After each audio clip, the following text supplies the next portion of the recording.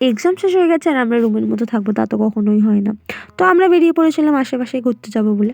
তো চলো তোমাদেরকে অবশ্যই তো দেখাবো আমরা কোথায় গিয়েছিলাম। যাওয়ার পথে দেখা হয়ে গেছিলো এদের সাথে। এদেরকে তো তোমরা চেনোই, আমাদের বন্ধু, ক্লাসমেট পার্থ, সৃষ্টি, অঙ্কিত আর বাকি দুজন ছিল হচ্ছে দেবস্মিতা বিউটি।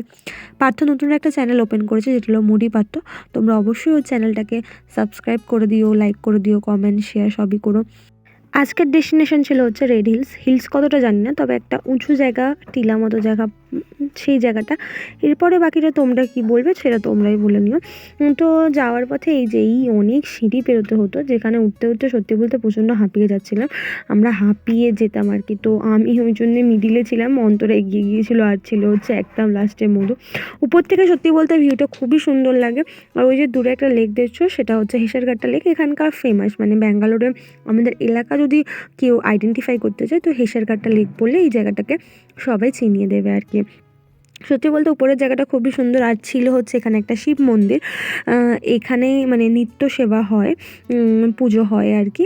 আমরা আগেও এসেছি পুজো দিতে, শিবরাত্রির সময় অনেকবার এসেছি এখানে। তো আজকে যাওয়ার পরও দেখলাম ওখানে পুজো হচ্ছিলো। তো যাওয়ার পর ওরা আমাদের প্রসাদ দেয়।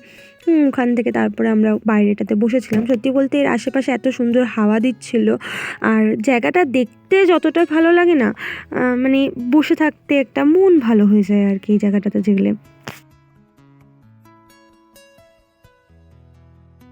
আজকের মতো এইটুখানি।